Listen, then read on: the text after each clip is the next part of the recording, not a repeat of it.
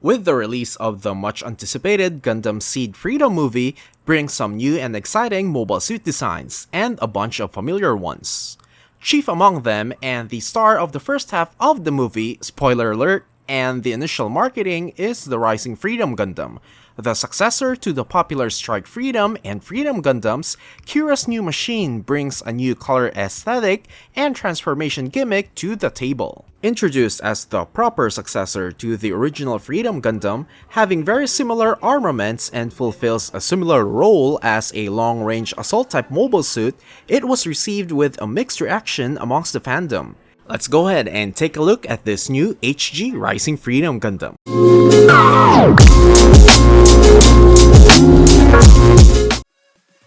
To add more to the earlier statement of having a mixed reception upon its initial unveiling, many people voiced out about the unusual color scheme of this new Freedom. I've seen some fan-made recolors of it online reverting the Rising Freedom's color scheme to that similar of the Freedom's black, white, and standard blue colors. Now, when I saw the first trailer way back, my reaction was about the same. I found the new color scheme a bit jarring. I got spoiled by how good the Strike Freedom and Freedom Gundam looked like, and I even thought of it as more like of a build-diverse Gundam rather than, a Gundam from the cosmic era. That being said, I think the Rising Freedom has a way of growing into me, especially now that I have the actual kit in my hands. The different look that it sports compared to its popular predecessors have now become more of an asset.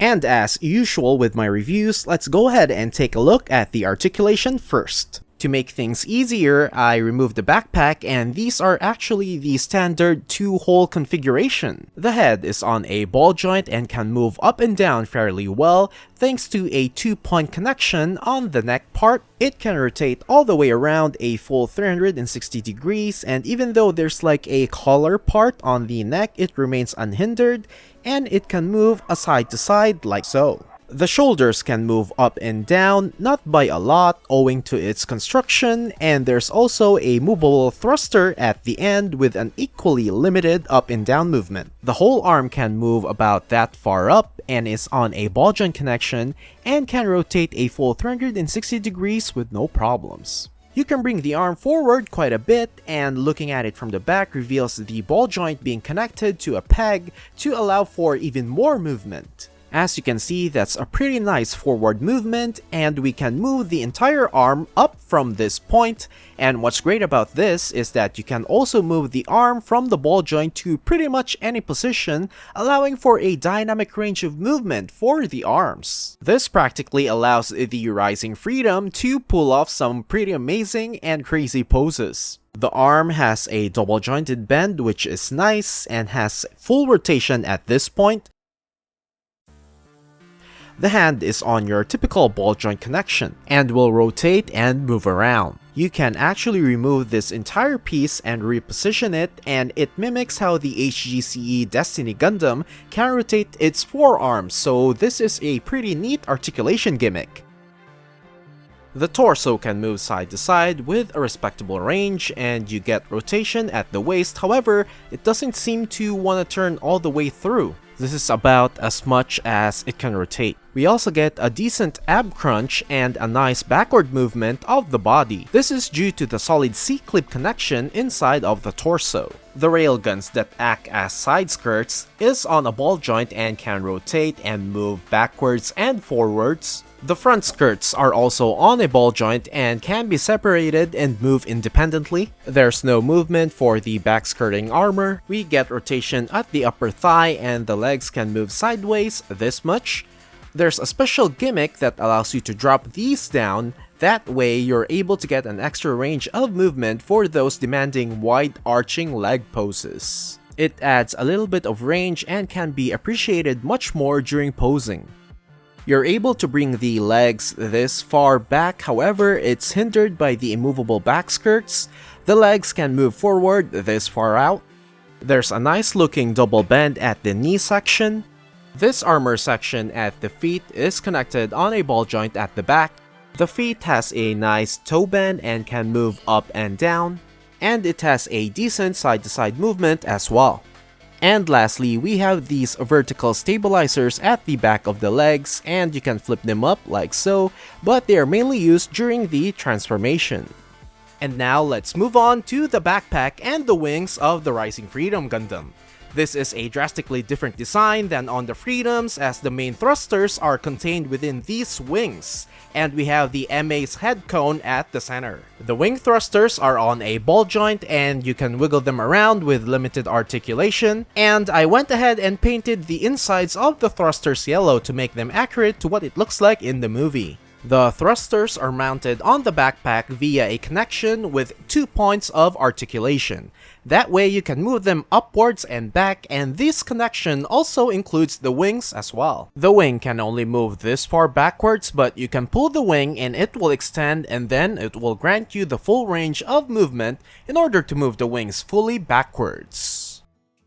You can move the entire wing this far up. In order to enter high mat mode, you need to arrange the wings in a certain manner by raising the front sections of the wings and arranging the smaller wings in that they are spreading apart. One thing to note is that all of these white stripes are stickers, and as you've seen from the unboxing, the HG Rising Freedom comes with a lot of color correcting stickers. The front and back sections of the wings are movable, as well as the fifth smaller wing. The plasma cannon that's hidden behind the wing can move forward and can flip to the side. And if you have the wings fully backwards, you can move the entire cannon forward. The head section of the aircraft or the MA mode can flip up and down, and when you've got the backpack like this, it already looks like a plane by itself.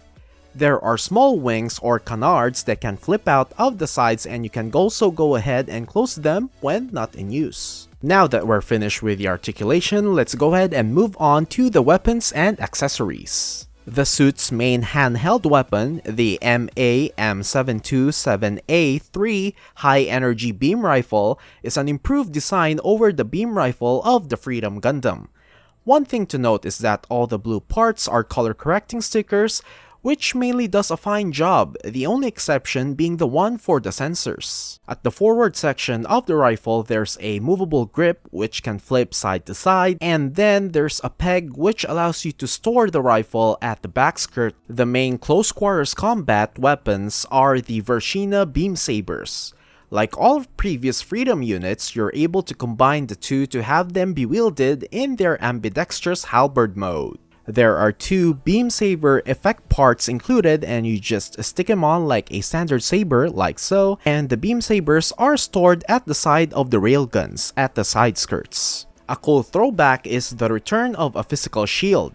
The composite arm shield is mainly made up of large parts that you sandwich together, and it houses some cool new features. You can swing the sides out to reveal the Flash Edge G3 boomerangs, and each side has their own effect parts that you can connect, as well as a third beam emitter up top. The Rising Freedom mainly uses the shield to thrust and tear through enemy mobile suits, and it even complements the full burst shot as a close-in weapon, which I think is a really cool concept. In addition to the 2 standard manipulators used for holding weapons and equipments, we also get this open palm manipulator that's only for the left arm, and lastly, we also get a beam shield for the Rising Freedom. Since the Rising Freedom is not a nuclear-powered mobile suit, this is mainly used as a backup for when the physical shield is not available. This connects to the forearm much like the Destiny's one.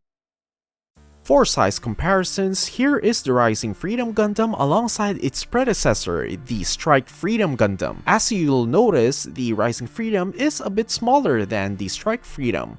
This is because that the Rising Freedom is like a more miniature-sized version compared to the other previous Freedom units. It's more of like when during the late Universal Century, when how the mobile suits get more smaller as they get more advanced. You'll be able to see the same thing when the Rising Freedom is alongside the Destiny Gundam, which is an 18-meter standard mobile suit, whereas the Rising Freedom only stands at around 17 meters.